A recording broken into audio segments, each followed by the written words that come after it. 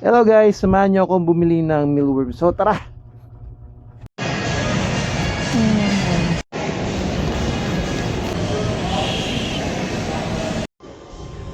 Handog dancer.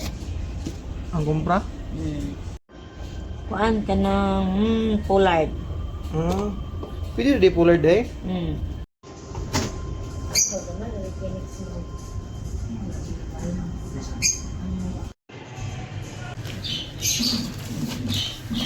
Thank you. Eh na yan, nakabili na tayo ng mealworm. So, papauwi na tayo. Pala dito sa Ayala, sa parking area nila, meron pala car wash. Tignan nyo. Ayan guys, so may car wash. Yun, sa mga may sasakyan dyan, ayan, gusto nyo na at the same time mag car wash dito na sa sa Ayala Centro, sa baba ng parking lot nila.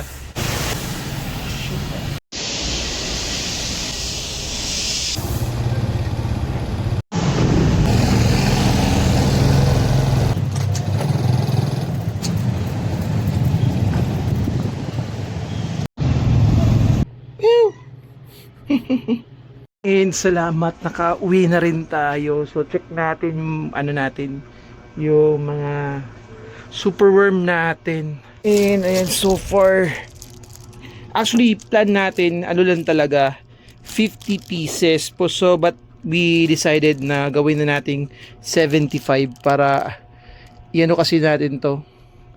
Dadamihan natin, i-breed natin sila.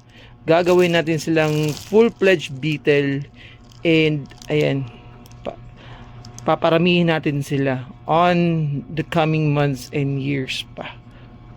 So ayun. So hahanapan ko na lang siya ng ng lalagyan. So ayan, babalik tayo mamaya. Ayan, nakahanap tayo ng ng lalagyan natin for the superworm.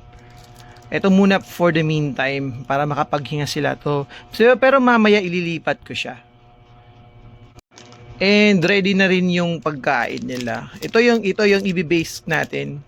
Parang i-bed natin dito sa sa container with the superworm. Kasi sila, malakas silang kumain. So kailangan natin lagyan every time para sila, hindi sila baging carnivorous, kakainin nila yung sarili nilang lahi. So dapat abundant talaga sila ng pagkain. So ilalagay na natin.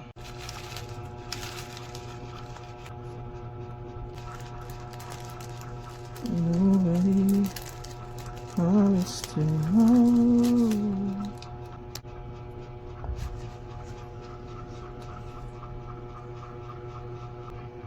Yan guys, oh. Ganda, no? Ang gusto ko sa ganitong ang gusto ko talaga sa mealworm is low maintenance lang talaga siya. Hala. Kanyara. Sige. 1 meter, sige.